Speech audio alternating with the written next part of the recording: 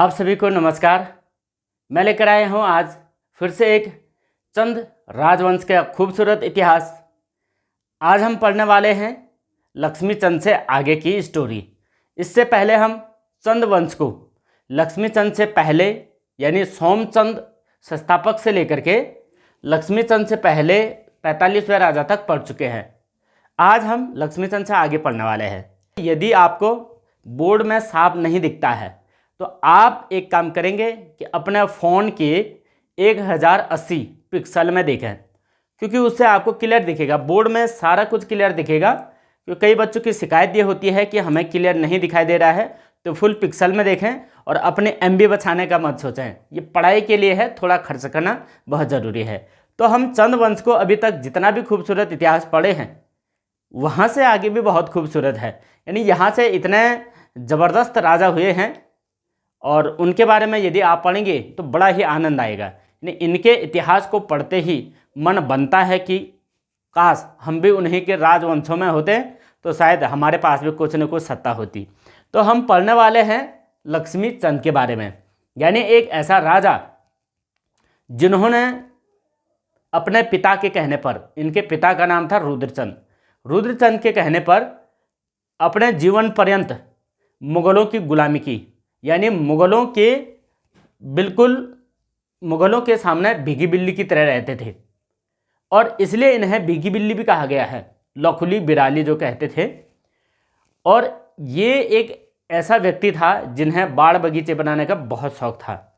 साथ ही साथ एक ऐसा भी युद्ध ये करते हैं कि गढ़वाल पर लगातार 7 बार आक्रमण करके हार जाते हैं और 8वीं बार जब संग्राम करते हैं तो थोड़ा सा जीत मिल जाती है।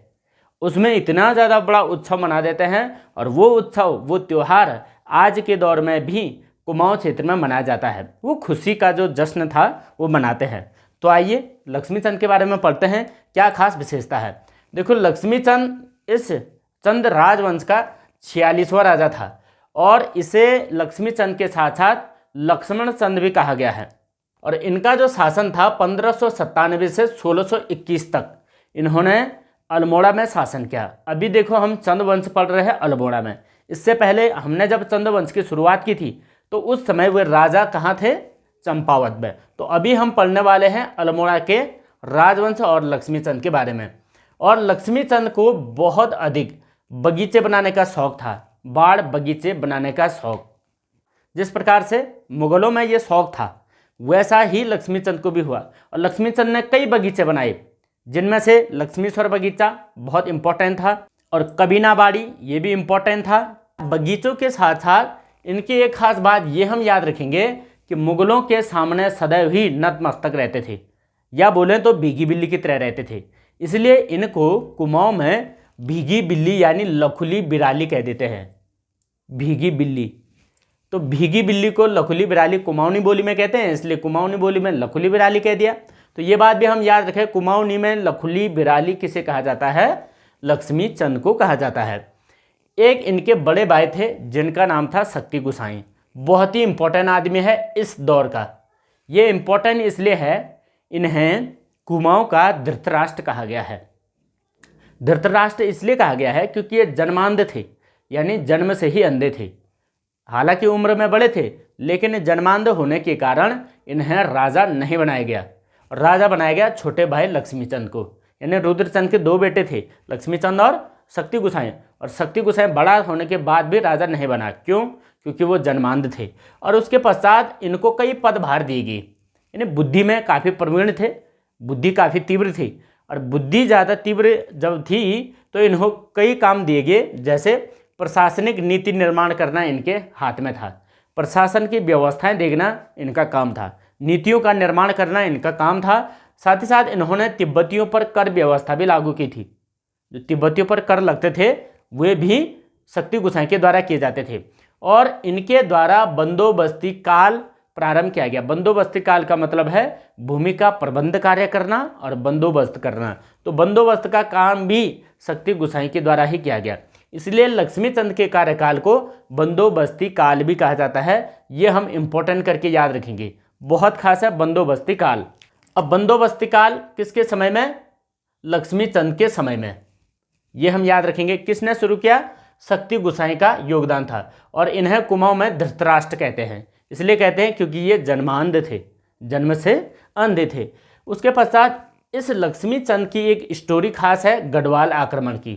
देखो, गढ़वाल आक्रमण पर ये लगातार 7 बार आक्रमण करते हैं, लेकिन दुर्भाग्य से सातों के सातों बार हार जाते हैं, क्योंकि उस समय गढ़वाल के राजा थे मानसा।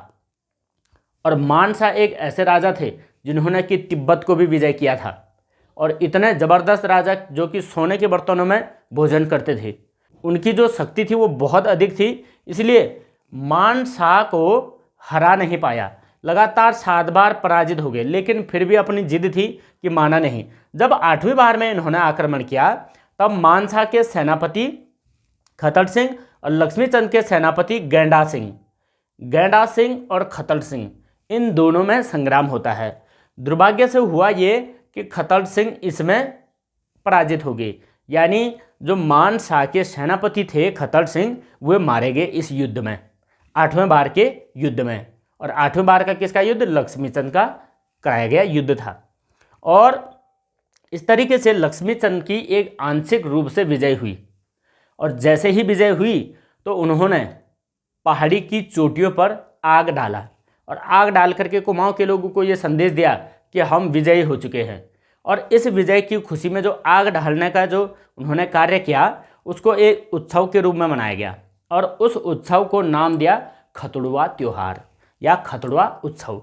ये खतड़ुआ इसलिए नाम दिया क्योंकि खतड़ सिंह मारा गया भाई, इसलिए खतड़ुआ त्योहार नाम दिया। और आज भी कुमाऊं क्षेत्र और बदान पट्टी में खतड़ुआ त्योहार मनाया जाता है। और उस दिन कहा जाता है कि जिसने खतड़ुआ के दिन, यानी खतड़ुआ त्योहार के दिन जिसने आग ताप लिया ठीक से, उसको साल भर कभी भी हो ठंड नहीं लगती है। इस त्योहार का एक महत्व है खतड़ुआ त्योहार का। और खतड़ुआ त्योहार कुमाऊं के अलावा गढ़वाल के कुछ क्षेत्रों में भी मनाया जाता है। और ये अवसर था उनकी 8वीं बार थोड़ा सा जीत का, यानी आंशिक रूप से जीत। आंशिक इसलिए कह रहा हूँ क्योंकि केवल सेनापति मारे गए, मानसा नहीं हारे। मानसा बड़े प्रतापी राजा थे, मानसा नहीं हारे, बल्कि खतड़ सिंह पराजित हो गए थे, मारे गए थे 8वीं बार के युद्ध में। और ये आंशिक जीत के बाद कहा जाता है ये युद्ध इसलिए इन्होंने लगातार 7 बार किया क्योंकि मानसा ने लक्ष्मीचंद को धमकी दी थी या चेतावनी दी थी कि मैं आपके चंपावत को कब्जा कर लूँगा, यानी चंपावत पर कब्जा करूँगा।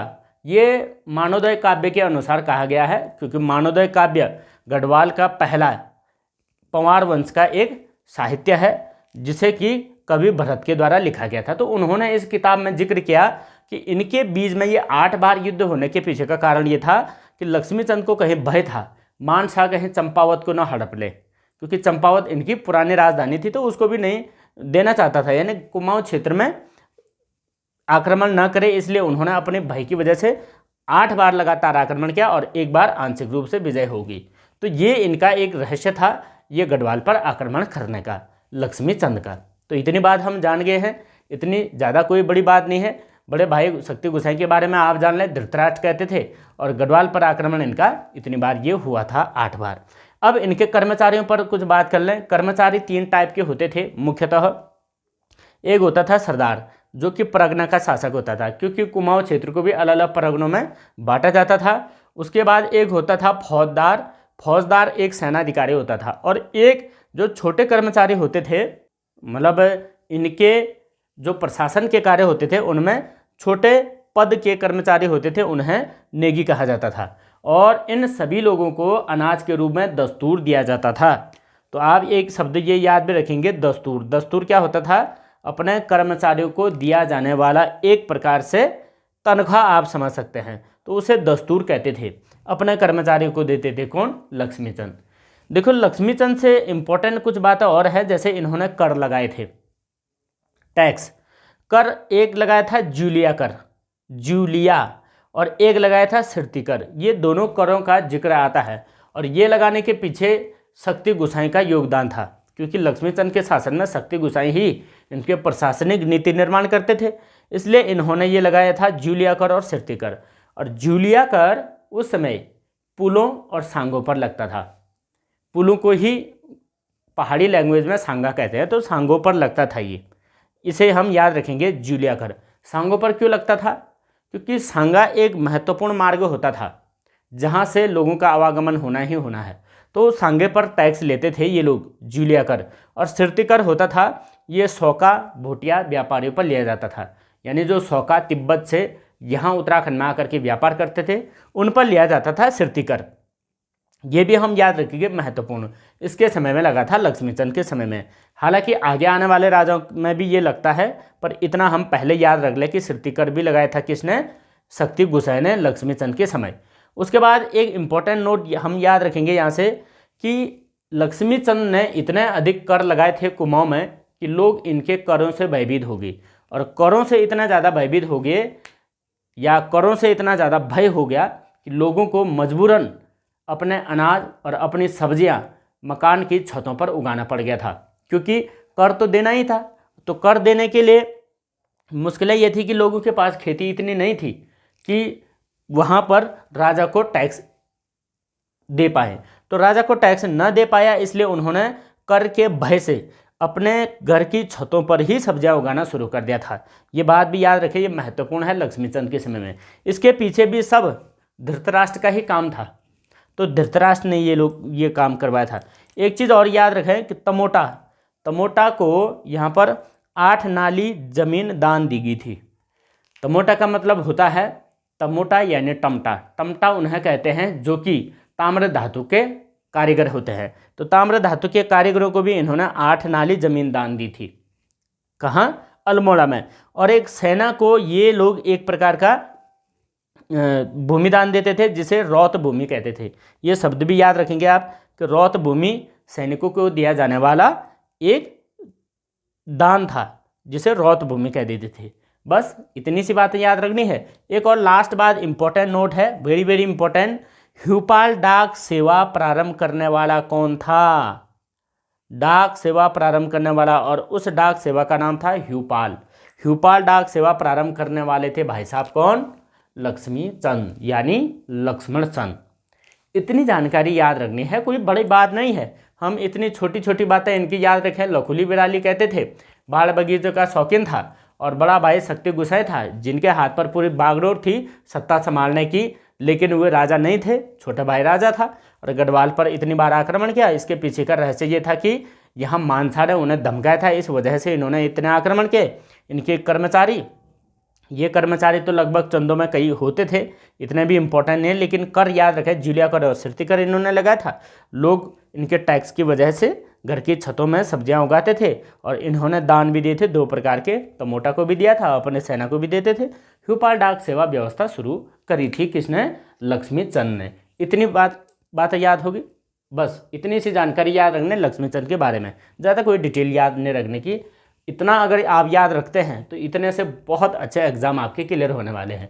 आइए अगली बात करते हैं 47वें राजा पर। तो 47वें राजा की बात करें, 47वें का नाम था दिलीप चंद, जो कि लगभग 1621 से लेकर के 1624 तक शासन करते हैं। अब 1621 से 1624 इनका बहुत छोटा कार्यकाल था। इस छोटे कार्यकाल की बात करें तो यहाँ पर एक बड़ा संग्राम होता है या राज विद्रोह होता है, और वो होता है जो उनके राज के कर्मचारियों में से जो 2 जातियाँ थी, कि राज्य के कार्यकारी लोगों में से थे पंत और उपरेती जाति के लोग। इन दोनों ने राज विद्रोह कर दिया, और इससे नुकसान ये हुआ कि राजा परेशान होने लगे, यानी राजा की जो सत्ता थी वो अस्त व्यस्त होने लग गई। तो इस अस्त व्यस्तता के चक्कर में एक तो कारण ये भी था कि इनको टीबी की बीमारी थी। टीबी की बीमारी थी तो परेशान रहते होंगे अपने हेल्थ को लेकर के भी परेशान, और राजपाट उन्होंने ठीक से नहीं देख पाया। उसका फ़ायदा उठाया किसने? पंत और उपरेती जाति के लोगों ने, और राज विद्रोह कर दिया। राज विद्रोह जैसे ही किया तो उसी बीच में ये दिलीप चंद की मृत्यु होगी टीबी से, यानी क्षय रोग से इनकी मृत्यु होगी। अब जैसे ही इनकी मृत्यु हुई तो बेटे को राजा बनाया गया, और बेटे का नाम था विजय चंद। तो दिलीप चंद के बारे में इतना ही याद रखना है, पंत और उपरेती जाति के लोगों ने राज विद्रोह किया था और इनकी मृत्यु क्षय रोग से हो गई थी। बस 2 ही बातें याद रखें। विजय चंद पर देखें जो कि दिलीप चंद के बेटे थे, विजय चंद के समय में बड़े खतरनाक चीज़ें होती हैं। यहाँ पर बहुत बड़ा संग्राम भी होता है और राज विद्रोह भी होता है। देखो कैसे। पहले बात विजय चंद के बारे में हम ये याद रखें कि ये बड़ा भोग विलासी राजा था। भोग विलासी का मतलब अय्याशी करने वाला राजा, ठाट बाट करने वाला राजा। बाप दादाओं ने जो संपत्ति दे रखी थी उनका भोग करना इसका कार्य था। ये ज़्यादातर अपना समय जो है ना शराब और स्त्रियों के साथ व्यतीत करता था। अब जो ऐसा राजा होगा शराबी और स्त्रियों के साथ समय व्यतीत करने वाला, भला उसका राजपाट कैसे चलेगा। तो ये एक बड़ा दुर्भाग्य भी था चंद राजाओं के बीच में, और ये दुर्भाग्य हुआ यूँ कि उसका फ़ायदा किसी अन्य ने उठाए। ऐसा ही होता है, यदि कोई शीर्ष सत्ता पर बैठा हुआ व्यक्ति इस प्रकार की चीज़ों में अगर लिप्त हो गया तो कोई अन्य फ़ायदा उठाएगा। इसका ऐसा ही हुआ, क्योंकि शराब पीने में ज़्यादा व्यस्त रहते थे और स्त्रियों के साथ समय व्यतीत करते थे। इस कारण की वजह से जो वहाँ की सत्ता थी उस समय अल्मोड़ा की चंद लोगों की सत्ता थी, उसको सुखराम कार्की और पीरू गुसाई दो लोगों ने अपने हाथ में ले लिया। अब यहाँ पर आप याद रखेंगे सुखराम कार्की और पीरू गुसाई, इन्होंने विजय चंद की सत्ता को अपने हाथ में लिया, यानी अपने अनुसार चलाने लगे। और यहाँ था पंतो और उप्रेती, इन दोनों ने राज विद्रोह किया। और यहाँ सुखराम कार्की और पीरू गुसाई दो लोग हैं, इन दोनों ने सत्ता को अपने हाथ से संभालना शुरू कर दिया। क्योंकि ये तो भोग विलासी है, ये तो कभी शराबी जहाज में और कभी स्त्रियों के साथ, कभी इस प्रकार के उपद्रव कार्य करने लगा। तो भाई उन लोगों ने अपने हाथ से संभाला वो काम। तो हुआ यूँ कि 1625 में संग्राम कार्की और विनायक भट्ट, इन दोनों का नाम भी आप याद रखेंगे, संग्राम कार्की और विनायक भट्ट, इन दोनों ने राजा को जहर दे दिया, खाने के साथ जहर दे दिया और राजा चल बसे। अब भाई राजा के ये हाल हैं तो मरेगा ही, ऐसे हरकतें तो नहीं करनी चाहिए। लेकिन था राजा, तो खानदानी बना था ना, तो यही एक राजशाही तंत्र की एक खराबी थी कि अगर कोई योग्य भी नहीं है उसे भी राजा बना दिया जाता था। तो ये यहाँ पर ऐसे हुआ था, और संग्राम कार्की और विनायक भट्ट ने खाने में जहर मिलाया और राजा को स्वर्गवास कर दिया।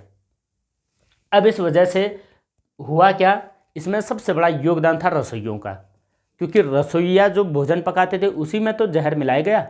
यदि रसोइया साथ में नहीं मिलते तो ये दोनों जहर कहाँ से मिलाते। तो रसोइयों की मदद से जहर मिलवा दिया इन दोनों ने और मार दिया। जैसे ही विजय चंद की मृत्यु हुई तो कुमाऊं अल्मोड़ा में संकट छा गया। संकट ये छा गया कि इनका जो बेटा था उनका नाम था त्रिमल चंद बड़ा बेटा, और एक था नीला गुसाई सेकंड छोटा बेटा, दो बेटे थे। और त्रिमल चंद को तो भागना पड़ा वहाँ से, क्योंकि अब समस्या ये आ गई थी कि जो ये दो लोग थे संग्राम कार्की और विनायक भट्ट, ये दोनों अब बेटे के भी जान के पीछे पड़ गए। शायद ऐसा होगा कि ये अपनी सत्ता काबिज करना चाहते हों, तो त्रिमल चंद को भागना पड़ा। और इसके जो भी राज्य के बुद्धिजीवी लोग थे या मंत्रीगण थे, उन्होंने बोला कि तू यहाँ से भाग जा।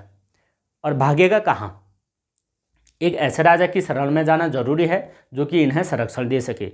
और संरक्षण देने के लिए ये आता है गढ़वाल में, और गढ़वाल में उस समय राजा रहता श्रीनगर का श्याम शाह।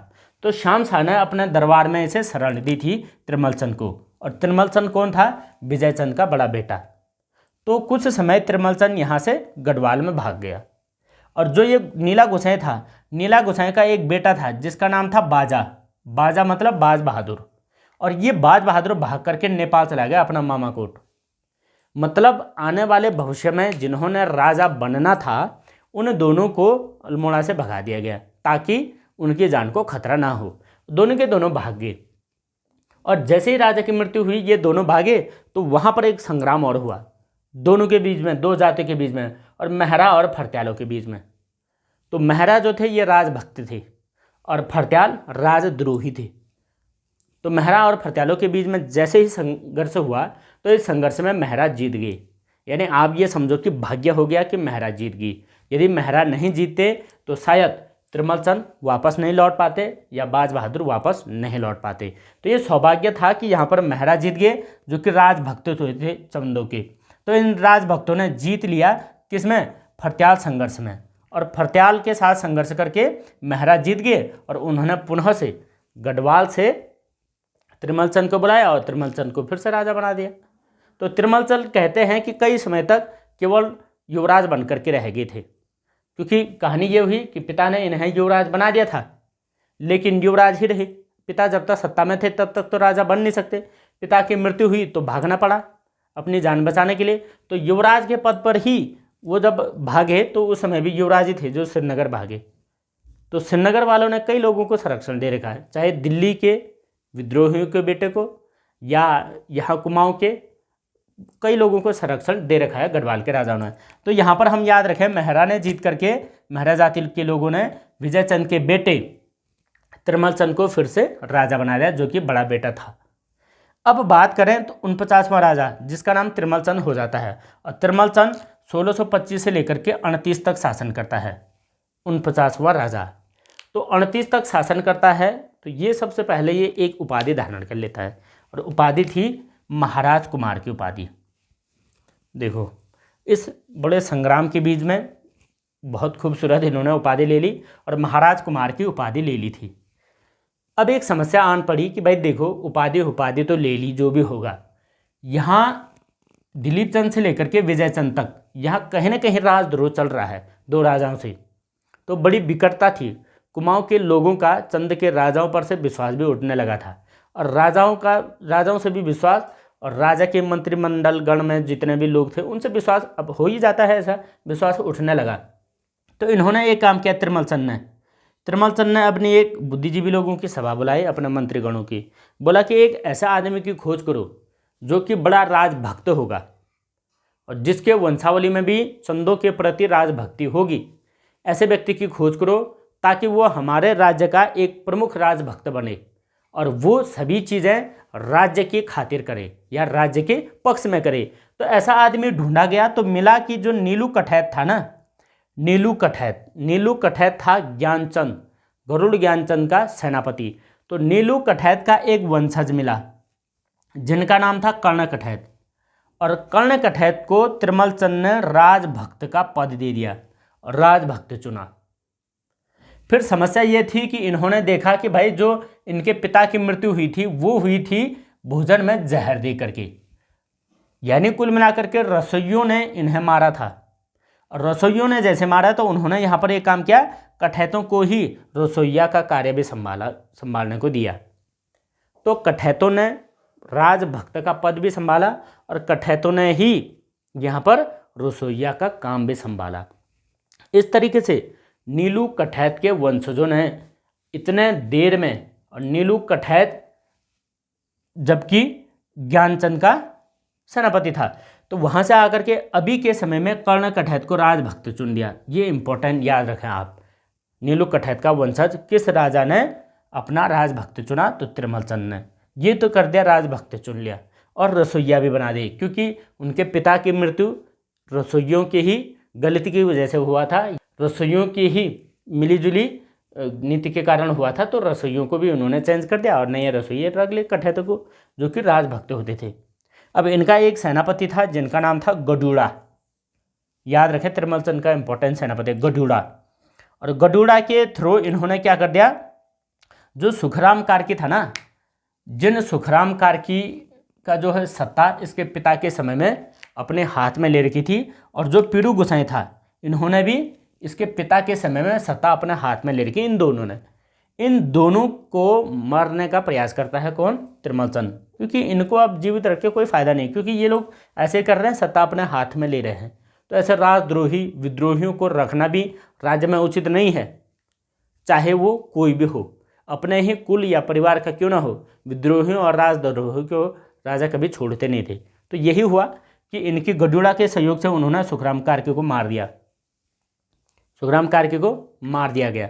उसके बाद जो ये भाई साहब थे पीरू गोसाई, इनको देश निकाला दे दिया। देश निकाला का मतलब अल्मोड़ा में कदम नहीं रखेंगे और उसके बाद कहीं भी चले जाओ। तो देश निकाला दे दिया, तो बाहर से ये कुछ कर नहीं पाए, क्योंकि ये कोई बहुत बड़े सेनापति या बहुत बड़े मंत्री तो थे नहीं, ऐसे ही थे जो कि केवल सत्ता को अपना हाथ में रखने का प्रयास करते थे, बस वो भी सहयोग से सुखराम कार्की के। तो सुखराम कार्की को तो मार दिया गया और बाकी पीरू गोसाई को देश निकाला दे दिया। उसके बाद तो कहीं भी जा, ऐसे लोगों को देश निकाला ही देना चाहिए जो कि इस प्रकार के कार्य करते हैं। खैर, उसके पश्चात होता ये है कि जो ये तिरमल चंद था ये एक्चुअली निसंतान था, इसकी कोई संतान नहीं थी। अब कोई संतान न होने के कारण एक संकट ये हो गया कि भाई राजा कौन बनेगा। तो राजा बनेगा इसके छोटे भाई नीला गोसाई का बेटा।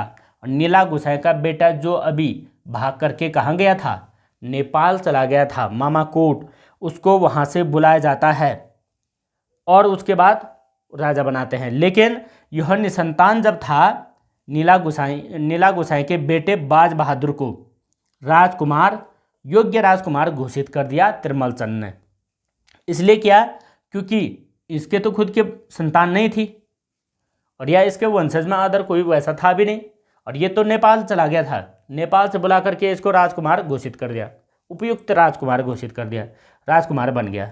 और प्यार से उसको नारायण नाम से भी संबोधित करते थे अपने छोटे भाई के बेटे को, क्योंकि उनको पता था भाई चंदों का अगला भविष्य यही है। उनकी तो खुद की संतान नहीं थी और उनका जो छोटा भाई था उनकी भी उम्र हो चली थी, तो राजा के लिए एक यूथ चाहिए था, लगभग 18, 19, 20 साल का। ऐसा नहीं कि रिटायरमेंट के टाइम पर बने, तो रिटायरमेंट के टाइम का कोई हिसाब नहीं था, यहाँ युवा चाहिए था, यूथ। और यूथ जब बनेगा तो भाई युवा शक्ति के हिसाब से काम करेगा। तो इनको युवराज घोषित कर दिया। और उसके पश्चात ये हुआ कि तिरमल चंद का तो पूरा अपना जीवन एक खस था पीर संबल। पीर संबल ने एक बार 1630 में विद्रोह किया था और इस पीर संबल के विद्रोह को कुचलने में ही इसका जीवन व्यतीत हो गया पूरा तिरमल चंद का। 1630 से लेकर के 1629, 8 साल का इसके पीर संबल के विद्रोह को कुचलने में या विद्रोह को समाप्त करने में समय व्यतीत हो गया। उसी बीच में इनको लगा कि कहीं ऐसी समस्या आ जाए, क्या पता पीर संबल के द्वारा राजा को ही मार दिया गया तो क्या होगा। तो इस बीच में उन्होंने युवराज घोषित कर दिया बाज बहादुर को। फिर बाज बहादुर को लाया गया नेपाल से। बाज बहादुर जैसे आया तो वहाँ चरवाहा था, यानी गाय चरा रहा था। जैसे गोर चरा रहा था, गोर चराने के बाद तुरंत अल्मोड़ा में आया और सीधा कुर्सी पर बैठ गया। तो बाज बहादुर ही एक ऐसा राजा था जो सीधा चरवाहे से राजा बनता है। ऐसी किस्मत किसकी होती है बताओ, इतनी अच्छी किस्मत। यानी जिन्होंने सपना ही नहीं देखा था कि भाई राजा बनने के अवसर भी मिले या नहीं मिले, और उनको डायरेक्ट राजा बना दिया गया। और बनता है चंदों का 50वां राजा, ठीक अर्धशतक। और बाज बहादुर बनता है 50वां राजा। और बाज बहादुर इतना भयंकर राजा होता है, इतना भयंकर, बहुत खूबसूरत राजा होता है, बहुत भयंकर इतिहास है इसका। क्योंकि ये आदमी संघर्ष करने वाला आदमी था। आप बताओ, जिन्हें जंगलों में जिसने गाय चराई होगी और वो आदमी वहाँ से आकर के आया, तो उन्होंने आम गरीब लोगों की भी जनजीवन को देखा है और प्रकृति से भी उनका बड़ा वास्ता था, जंगलों से भी अनुभव था, यानी कई चीज़ें उन्होंने देखी, साक्षात किया। तो वो उनका एक, आप समझो, प्रैक्टिकल था कि उन्होंने भविष्य में क्या बनना है। वो वहाँ से सीख करके आए, बहुत भयंकर राजा बनते हैं 50 में, जो कि तिरमल चंद के भाई का बेटा था। तो इस तरीके से तिरमल चंद की भी कहानी खत्म हुई और तिरमल चंद ने अपने भाई के बेटे को राजा घोषित कर दिया। फिर तो 50वां राजा बनता है कौन, बाज बहादुर चंद, 1638 में। और उसके बाद इसका शासन शुरू होता है। तो इसके बाद की कहानी, बाज बहादुर चंद की कहानी, हम नेक्स्ट वीडियो में पढ़ेंगे।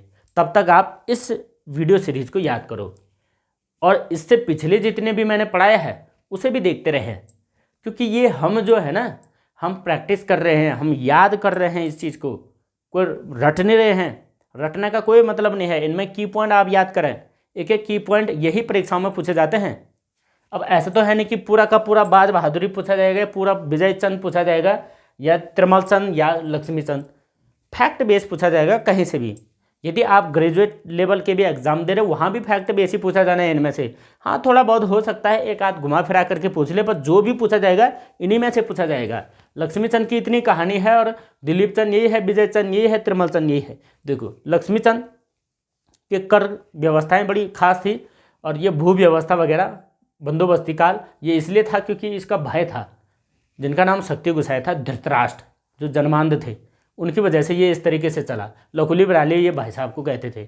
उसके बाद दिलीप चंद की बात करें, क्षय रोग से मृत्यु। तो ये क्षय रोग से मृत्यु, ऐसे क्वेश्चन पूछे जाते हैं, सीधा टप उठा करके देगा और उत्तर देना होगा। विजय चंद की बात करें तो यहाँ पर षड्यंत्र बहुत हुई। षड्यंत्र ऐसे हुए कि षड्यंत्रकारियों ने इसी को जो है जहर दे करके मार दिया, क्योंकि खुद की भी हरकतें ठीक नहीं थी। तो ऐसा हुआ। उसके बाद तिरमल चंद की बात करें तो तिरमल चंद काफ़ी शातिर व्यक्ति था, लेकिन निसंतान था। तो निसंतान होने के बाद उन्होंने अपने भाई के बेटे को राजा घोषित कर दिया और राजा बना दिया। तो इतनी सी जानकारी हम याद रखेंगे, और हमारी वीडियो ज़रूर दोस्तों तक ज़रूर शेयर करें। आप लोग देखते तो हैं लेकिन शेयर नहीं करते हैं, और आपके एक शेयर करने से हमें और अच्छी वीडियो बनाने के लिए प्रोत्साहन मिलता है। तो यार कम से कम एक शेयर तो कर ही दीजिए, और जैसे ही आप शेयर करेंगे तो और ज़्यादा लोग देखेंगे और हमें प्रोत्साहन मिलेगा। हम ज़्यादा से ज़्यादा वीडियो लाने का प्रयास करेंगे और बहुत खूबसूरत तरीके से लाने का प्रयास करेंगे। और मैंने बताया कि यदि आपको ये बोर्ड में स्पष्ट नहीं दिखता है तो आप 1080 पिक्सल में ज़रूर देखें, उसके बाद आपको पूरा का पूरा स्पष्ट दिख जाएगा। आप अगर स्क्रीनशॉट भी मारोगे उसके साथ भी आपको अच्छा दिखने लग जाएगा। आज के लिए बस इतना ही, मिलते हैं एक और अगली खूबसूरत वीडियो में। तब तक के लिए जय हिंद, जय उत्तराखंड।